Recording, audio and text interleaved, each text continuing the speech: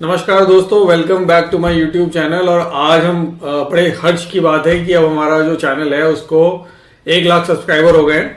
तो बड़ी ही खुशी की बात है और इस पे आज हम एक स्पेशल थोड़ा सा बड़ा होगा ये इंटरव्यू रिगार्डिंग प्रोस्टेट। जो गदूद है, प्रोस्टेट है, उसके बारे में बहुत सारे सवाल होते हैं। तो उन सवालों के जो हमारे पेशेंट्स ने और जो हमारे सब्सक्राइबर्स हैं और जो उसको देख रहे हैं, जिन्होंने जो सवाल किए हैं, तो उन सवालों को हमने इकट्ठा किया है और उन सवालों का एक एक करके हम ये जवाब देंगे आज आपका। तो बने रहिए हमारे साथ। और अभी तक आपने अगर इसको सब्सक्राइब नहीं किया है तो कर लीजिएगा, इससे आपको बहुत लाभ होगा। तो अब ये वीडियो करते हैं शुरू। तो देखिए, पहला सवाल है कि प्रोस्टेट क्या है और प्रोस्टेट की क्या मतलब कि इंपॉर्टेंस है बॉडी में। क्या ये सिर्फ आपको यूरिन करने में कठिनाई लेता है, तो क्यों भगवान ने बनाया। तो बेसिकली अगर हम देखें तो ये हमारा जो है ब्लैडर है और ये एक एरिया है जहां पे एक वॉलनट साइज का ग्लैंड होता है जिसको प्रोस्टेट कहते हैं। प्रोस्टेट की जो ग्रंथि होती है ये करीबन 20 ग्राम का नॉर्मल साइज होता है इसका। और इसका जो काम होता है, ये प्रोस्टेटिक फ्लूइड बनाता है जिससे कि जो हमारा स्पर्म है वो आगे ट्रैवल करता है। उसको जो एनर्जी है वो प्रोस्टेटिक फ्लूइड देता है। एक एज के बाद, अमूमन 50 साल की उम्र के बाद, ये प्रोस्टेट बढ़ने लगता है। और जब ये बढ़ने लगता है तो फिर ये हमारे जो है यूरिन के पैसेज को, उसकी जो धार है उसको ये कम करने लगता है। सो देखिए, दूसरा सवाल ये आया है कि प्रोस्टेट की वजह से हमें क्या क्या कठिनाई हो सकती है। तो प्रोस्टेट में जो है, जैसे हमने बताया कि प्रोस्टेट ग्रंथि जो है हमारे पेशाब के मसाने और पाइप के बीच में एक ग्लैंड है, उसको कहते हैं। तो क्या जब ये बड़ी होगी तो ये हमारे पेशाब के पाइप को, स्वेलिंग को, उसको स्वेलिंग से ये थोड़ा सा उसको छोटा कर देगी। और इसके कारण से आपकी जो पेशाब की धार है वो कम हो सकती है। धार आपको टूट टूट के आ सकती है। आपको पेशाब करने में अर्जेंसी हो सकती है, बार बार पेशाब आ सकता है। पेशाब करने में अर्जेंसी हो सकती है। आपको हर घंटे पे यूरिन करने की, जिसको कहते हैं फ्रीक्वेंसी, वो हो सकती है। रात में आपको 2 से अधिक बार उठना पड़ सकता है, जिसको नॉक्चूरिया कहते हैं, वो प्रॉब्लम हो सकती है। ये पेशेंट यंग पेशेंट में भी हो सकती है और ओल्ड में भी हो सकती है। यंग पेशेंट में अगर प्रोस्टेट ग्लैंड में इन्फेक्शन हो जाए, जिसको कि प्रोस्टेटाइटिस कहते हैं, या प्रोस्टेट ग्लैंड में सूजन आ जाए, तो उसके कारण से ये दिक्कत आ सकती है। और 50 साल की उम्र के बाद एक होता है बीपीएच मतलब कि बिनाइन प्रोस्टेट एनलार्जमेंट, और दूसरा होता है प्रोस्टेट कैंसर। तो ये दोनों जो समस्याएं 50 के बाद आती हैं, 50 की वर्ष की आयु के बाद। सो देखिए, दूसरा सवाल ये आया है कि प्रोस्टेट की वजह से हमें क्या क्या कठिनाई हो सकती है। तो प्रोस्टेट में जो है, जैसे हमने बताया कि प्रोस्टेट ग्रंथि जो है हमारे पेशाब के मसाने और पाइप के बीच में एक ग्लैंड है, उसको कहते हैं। तो क्या जब ये बड़ी होगी तो ये हमारे पेशाब के पाइप को, स्वेलिंग को, उसको स्वेलिंग से ये थोड़ा सा उसको छोटा कर देगी। और इसके कारण से आपकी जो पेशाब की धार है वो कम हो सकती है। धार आपको टूट टूट के आ सकती है। आपको पेशाब करने में अर्जेंसी हो सकती है, बार बार पेशाब आ सकता है। सो अगला सवाल जो है वो ये आया है कि प्रोस्टेट जो है, इसके क्या कारण है जिसके कारण से प्रोस्टेट जो है बढ़ सकता है। तो हमें ये इम्पोर्टेंट सवाल ये रहता है कि कुछ लोग कहते हैं, यंग एज में कई लड़कों का सवाल आया कि जी मेरी तो उम्र अभी 25 साल है, मेरा प्रोस्टेट बढ़ गया, ऐसा कैसे हो गया। आपने पिछली बार बताया था कि ये तो उम्र के साथ बढ़ता है। तो प्रोस्टेट में 2 चीजें हैं। एक तो है प्रोस्टेट की ग्रंथि में सूजन हो जाना, एक है कि प्रोस्टेट की ग्लैंड की हाइपरट्रोफी हो जाना। सूजन मतलब स्वेलिंग। तो स्वेलिंग जो है वो प्रोस्टेटाइटिस में होती है, जब प्रोस्टेट ग्लैंड में कोई इन्फेक्शन हो जाए जिसके कारण से वो स्वेलिंग हो जाए उसमें और सूजन आ जाए, तो वो प्रोस्टेट स्वेलिंग है। दूसरा है कि प्रोस्टेट सेल की हाइपरट्रोफी होगी। हाइपरट्रोफी मतलब कि जैसे कोई खा पी के मोटा हो गया। तो प्रोस्टेट जो है वो जब उसकी हाइपरट्रोफी हो जाती है, उसको कहते हैं बेनाइन प्रोस्टेटिक हाइपरप्लेजिया। और ये होता है एक बढ़ती उम्र का लक्षण, कि बढ़ती उम्र के साथ ये प्रॉब्लम आती है। एंड ये भी एक सवाल है कि भाई ये बढ़ता क्यों है। तो इसके ऊपर कई सारी थ्योरीज हैं। एग्जैक्ट मैकेनिज्म में अभी भी इसके ऊपर द्वंद है कि क्यों ऐसा होता है। लेकिन जो सबसे ज़्यादा जो थ्योरी पाई गई उसमें ये पाया गया, जो एम्ब्रियोनिक रीअवेकनिंग थ्योरी कहते हैं इसको, मैकनील की।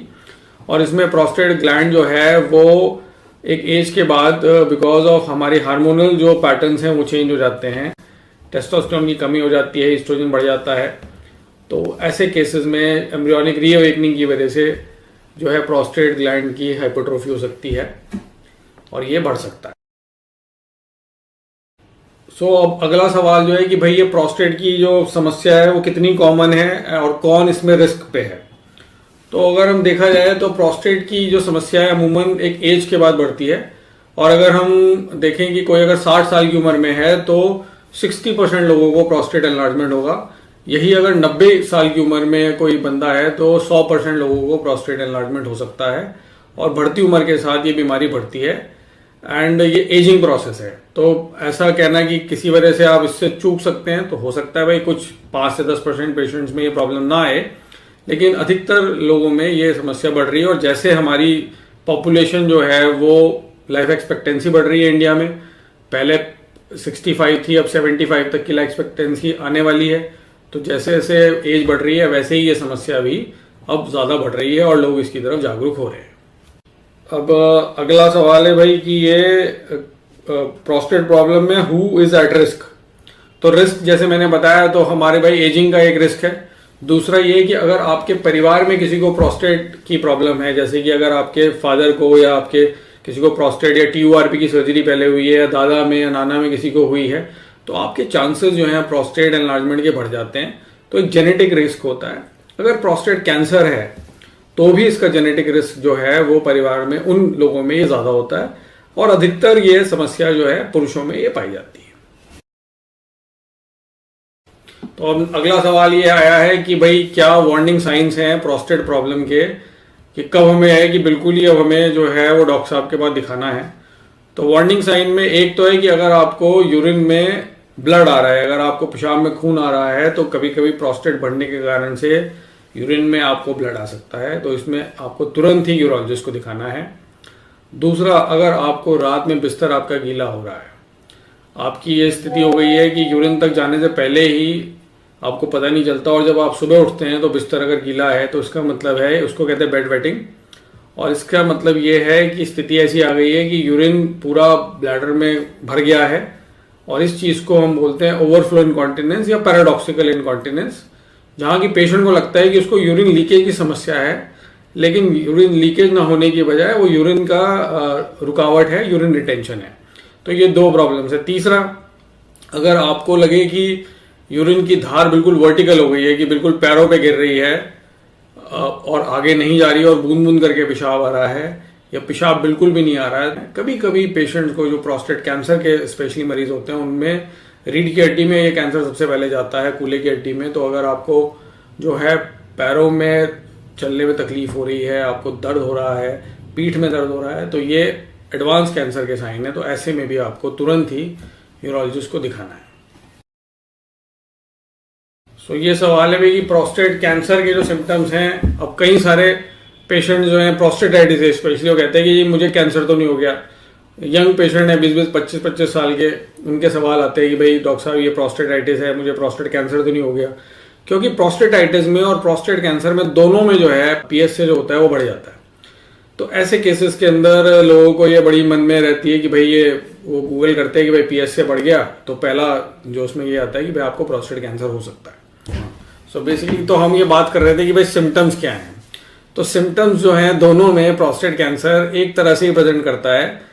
प्रोस्टेट ग्लैंड कैंसरस है या नॉन कैंसरस है, दोनों में एक ही तरह के लक्षण दिखाई देते हैं, जैसे कि पेशाब रुक जाना, रात में बार बार पेशाब आना, पेशाब में खून आना। अगर ये बढ़ जाता है तो आपको पीठ में और कोल्हू में या रीढ़ की हड्डी में दर्द हो सकता है। तो इसीलिए बहुत ज़रूरी है कि अगर आपको सिम्टम्स आ रहे हैं तो आप यूरोलॉजिस्ट को दिखाइए। वो कुछ टेस्ट करके ये निर्णय लेगा कि ये प्रोस्टेट कैंसर है, या ये बिनाइन प्रोस्टेट हाइपरप्लेजिया है, या ये प्रोस्टेटाइटिस है। तो तीनों चीज़ों को डिफरेंशिएट करा जा सकता है, और इसके लिए आपको यूरोलॉजिस्ट को दिखाना होगा।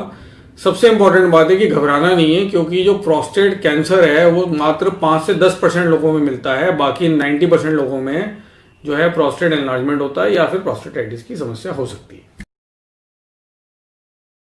तो ये कि भाई बहुत ज़बरदस्त एक सवाल आया कि भाई प्रोस्टेट को कैसे चेक करें, क्या हम खुद ही कर सकते हैं, क्या ज़रूरत है यूरोलॉजिस्ट के पास जाने की। तो ठीक है, आजकल देखिए ये सब बड़ा है कि do it your self, DIY, तो ये बड़ा चल रहा है। तो इसमें आप खुद तो देखिए रेक्टल एग्जामिनेशन नहीं कर सकते अपना, तो प्रोस्टेट के अंदर जो टेस्ट होते हैं, इसमें हम एक अल्ट्रासाउंड करते हैं जिसमें हम प्रोस्टेट देखते हैं, फिर हम एक पेशाब की धार की जांच करते हैं जिसको यूरिन फ्लोमीट्री कहते हैं, और फिर हम देखते हैं कि यूरिन कितना रुक रहा है जिसको कि पोस्ट वाइड रेजिड्यू कहते हैं। तो ये एक कंप्लीट टेस्ट है जिसको करना चाहिए। दूसरा है कि आपको किडनी फंक्शन टेस्ट कर सकते हैं आप, और तीसरा है कि PSA, अगर आपकी 50 से ऊपर की एज है तो प्रोस्टेट स्पेसिफिक एंटीजन, उसका टेस्ट आपको करना चाहिए। इसके अलावा यूरोलॉजिस्ट को दिखाना बहुत ज़रूरी है, क्योंकि वो फिजिकल एग्जामिनेशन करेगा, देखेगा कि कौन से टेस्ट की ज़रूरत है आप में, और फिर वो जब टेस्ट लिखेगा तो जो मैंने टेस्ट पहले बताया वो आप मेडिकल प्रोफेशन के सुपरविजन के अंडर में करिए। अगर आपको लगता है कि आसपास यूरोलॉजिस्ट नहीं है अवेलेबल, तो भी आप ये टेस्ट कर सकते हैं, और ऑनलाइन भी आप हमें दिखा सकते हैं। तो इससे क्या है कि एटलीस्ट ये पता चल जाएगा कि ये दिक्कत है, और ये दिक्कत प्रोस्टेट की है, प्रोस्टेटाइटिस की है, या फिर ये प्रोस्टेट कैंसर की है। प्रोस्टेट प्रॉब्लम जो है वो यूजुअली, अब इसमें बड़ी अच्छी बात यह है कि आजकल प्रोस्टेट में अधिकतर केसेस में हम मेडिसिन से ही उसको ठीक कर पाते हैं, और यही मरीजों को लगता है कि भाई अगर हम प्रोस्टेट यूरोलॉजिस्ट के पास जाएंगे तो वो हमारी सर्जरी कर देगा। तो ऐसा नहीं है। प्रोस्टेट ग्लैंड में ज़्यादातर पेशेंट्स के अंदर 70 to 80% हम मेडिसिन दे के ही उनको ठीक कर सकते हैं, और मेडिसिन में अल्फा ब्लॉकर्स होती हैं और कुछ होती हैं जो प्रोस्टेट को श्रिंक करती हैं, जिसको ड्यूटास्टेराइड या फिनास्ट्राइड कहा जाता है। तो ये बिनाइन प्रोस्टेट में काम करती हैं। जिन पेशेंट्स में हमें लगता है कि प्रोस्टेट को हम ट्रीट नहीं कर पा रहे हैं, दवाइयाँ काम नहीं कर रही हैं, दवाइयों को हमने कम से कम 1 महीने दिया, फिर उसके बाद 3 महीने का ट्रायल दिया, फिर देखा कि जो पेशाब की धार है यूरोफ्लोज में इंप्रूवमेंट आया कि नहीं आया, तो ऐसे पेशेंट्स में हमें फिर सर्जिकल ऑप्शन की तरफ जाना पड़ता है। सर्जिकल ऑप्शंस में भी अब बहुत ज़्यादा एडवांसमेंट आ गई है इन फॉर्म ऑफ यूरोलिफ्ट। यूरोलिफ्ट एक ऐसी सर्जरी है जिसमें कि विदिन 10 to 15 मिनट्स हम प्रोस्टेट को ट्रीट कर सकते हैं, पेशेंट उसी दिन घर जा सकता है। इसके अलावा एक रीजन थेरेपी है जिसमें कि स्टीम थेरेपी से प्रोस्टेट को ट्रीट किया जा सकता है, और थर्ड जो थेरेपी है वो है लेजर थेरेपी। लेजर थेरेपी से बेसिकली उसको कहते हैं इन्यूक्लेशन ऑफ प्रोस्टेट, थूलियम फाइबर इन्यूक्लेशन या हॉल्मियम लेजर इन्यूक्लेशन ऑफ प्रोस्टेट, और उससे भी हम जो है प्रोस्टेट को ट्रीट कर सकते हैं। प्रोस्टेटाइटिस यूजुअली मेडिसिन से, अल्फा ब्लॉकर से ठीक होती है, जिसमें एंटीबायोटिक्स का कोर्स होता है डिपेंडिंग अपॉन कि कौन सा बैक्टीरिया उसमें आ रहा है। और प्रोस्टेट कैंसर का जो इलाज है वो डिपेंड करता है कि कौन सी स्टेज है। अर्ली स्टेजेस में कैंसर में हम रेडियोथेरेपी या फिर सर्जिकल थेरेपी से ट्रीट करते हैं, और जो पेशेंट जिनमें कि कैंसर बढ़ जाता है उनको हार्मोनल थेरेपी से ट्रीट किया जाता है। तो अगला देखिए सवाल ये आया है कि भाई प्रोस्टेट अगर मेरा बढ़ गया है तो क्या ये नॉर्मल साइज का हो सकता है? तो साइज के पीछे हम बहुत ज़्यादा वो रहता है, ज़्यादातर लोग अल्ट्रासाउंड में देखते रहते हैं कि आज मेरा प्रोस्टेट 2 ग्राम बढ़ गया है, 2 ग्राम कम हो गया है, 10 ग्राम से 5 ग्राम वो हो गया है। तो प्रोस्टेट यस श्रिंक हो सकता है प्रोस्टेट की दवाइयों से, और वो मेडिकल सुपरविजन के अंदर ही देनी है वो दवाइयाँ, क्योंकि उन दवाइयों को 6 महीने से ज़्यादा देने के दुष्परिणाम होते हैं। डायबिटीज़ हो सकती है, आपका जो सेक्सुअल ड्राइव है वो कम हो सकता है। तो yes, prostate shrinkage is possible with medicine. And what size of prostate? तो बेसिकली देखिए प्रोस्टेट की साइज जो है वो इंडिपेंडेंट है। ये कहना है कि छोटा प्रोस्टेट जो होता है ज़्यादातर वो फाइब्रोटिक होता है, ज़्यादातर वो बड़ा सख्त प्रोस्टेट होता है। तो छोटे प्रोस्टेट में अगर आपको ऑब्स्ट्रक्शन है तो इसलिए क्या है कि टनल विजन नहीं होना चाहिए कि भाई हमारा ये प्रोस्टेट बहुत बड़ा है तो हमें सर्जरी की जरूरत है, छोटा है तो हमें जरूरत नहीं है। हमने कभी कभी ये देखा कि लोगों का 100 ग्राम का प्रोस्टेट होता है और उनका यूरिन फ्लो एकदम नॉर्मल होता है, तो हम उनको ट्रीट नहीं कर रहे। हम जो ट्रीट कर रहे हैं सर्जिकली वो आपके सिम्टम्स को ट्रीट कर रहे हैं। अगर आपके यूरिन जो है रुक रहा है, अगर पेशाब की धार आपकी कमज़ोर हो रही है दवाइयों के बावजूद, तो उसको प्रोस्टेट को सर्जिकली ट्रीट किया जाता है। कभी कभी छोटे प्रोस्टेट भी आपकी प्रॉब्लम बढ़ा सकते हैं, क्योंकि उनमें प्रोस्टेट ग्लैंड में फाइब्रोसिस ज़्यादा होती है, ग्लैंडुलर हाइपरप्लेसिया कम होता है। तो छोटे प्रोस्टेट को कभी कभी ज़्यादा ट्रीट करने की ज़रूरत पड़ती है। और अमूमन पेशेंट जो है वो कभी कभी सोचते हैं कि यार मेरा प्रोस्टेट तो 20 ग्राम 25 ग्राम ही आ रहा है, लेकिन सिम्टम्स इतने ज़्यादा हैं, तो ये हो सकता है कि यूरोलॉजिस्ट सही राय नहीं दे रहा है। तो ऐसा नहीं है। आप सेकेंड ओपिनियन भी ले सकते हैं। अगर 2 या 3 ओपिनियन आपको एक सिमिलर सलाह दे रहे हैं तो आपको उसको करना चाहिए। एंड सर्जिकल ऑप्शन से अगर वो टाइमली करे जाते हैं तो उससे पेशेंट जो है हमेशा उनको लाभ होता है, नुकसान नहीं होता। इसके बाद एक सवाल आया है कि how does diet and exercise affect prostate health. तो क्या हम आहार करें ऐसा, और क्या हम मतलब ऐसी डाइट करें जिससे कि प्रोस्टेट, क्या योगा करने से प्रोस्टेट गायब हो जाएगा। तो मैं ये कहूँगा कि देखिए, प्रोस्टेट हर एक इंसान को होता है। डाइट के अंदर हम क्या कर सकते हैं, देखिए आप एजिंग को रिवर्स नहीं कर सकते कि भाई मैं अगर 60 साल का था तो मैं 40 का हो जाऊँ, हर बंदा ही चाहता है, लेकिन पॉसिबल नहीं है ऐसा। तो हमें वो जो चीज़ हो नहीं सकती उसके बारे में नहीं सोचना। हाँ, हम अपने इस प्रोस्टेट को कैसे बेटर कर सकते हैं उसके लिए हमें बात करनी है। तो एक तो आपको हेल्दी हैबिट्स, स्पेशली कि अगर आपको यूरिन है तो उसको ज़्यादा देर तक नहीं रोकना है, उसको समय समय पे खाली करना है। यूरोलॉजिस्ट को हर 3 से 6 महीने पे दिखाना है। डाइट में आपको स्पेशली जो है वो होल ग्रेन जो खाना है वो लेना है। प्रोसेस्ड खाना जो है, स्पेशली अगर आप सलामीज हैं या फिर जो सॉसेजेस होते हैं जिसमें कि बहुत ज़्यादा प्रोसेस मीट होता है, या फिर अगर आप रेड मीट की तरफ ज़्यादा खा रहे हैं तो इन कंजम्पशन से प्रोस्टेट की जो है वो बढ़ती है। तो सॉसेजेस, पोर्क, रेड मीट, ये सब आपको डाइट में अवॉइड करना है। मिल्क प्रोडक्ट्स भी, स्पेशली जो सैचुरेटेड मिल्क प्रोडक्ट्स हैं, उनसे भी हार्मोनल चेंजेस की वजह से प्रोस्टेट में प्रॉब्लम्स आ सकती हैं, तो उसको भी आपको अवॉइड करना है। Green leafy vegetables and plant based जो सोर्सेज हैं उसको यूज़ करना है। जो भी मैंने पहले भी अभी लास्ट टाइम वीडियो में बताया कि आपकी जहाँ पे आप रहते हैं उसके आसपास जो भी खाने का सामान जो लोकली सोर्स्ड है उसको आप खाएंगे तो आप हेल्दी रहेंगे। एंड प्रोस्टेट में इसके अलावा यही है कि अगर हम एक बैलेंस डाइट लेते हैं और एक्सरसाइज करते हैं। एक्सरसाइज में क्या है कि एक्सरसाइज के ऊपर अब मैं नेक्स्ट वीडियो बनाने जा रहा हूँ, क्योंकि भाई अब मेरा ये था कि एक बार हम ये बात करें कि जो हम कह रहे हैं कि एक्सरसाइज करना है, भाई खुद कर रहे हैं कि नहीं कर रहे, हम खुद तो वो फॉलो कर रहे हैं कि नहीं कर रहे। तो we will be talking about what my lifestyle is, मैं क्या करता हूँ एक्सरसाइज में, साइकिलिंग में, रनिंग में, उसके बारे में बाद में बात करेंगे। तो आज हम पूर्ण विराम करेंगे इसी के साथ। थोड़ा लंबा था लेकिन मुझे लगता है कि आपको इससे फायदा हुआ होगा और आपका स्वास्थ्य ठीक रहे, आप मस्त रहें और व्यस्त रहें और खुश रहें। नमस्कार।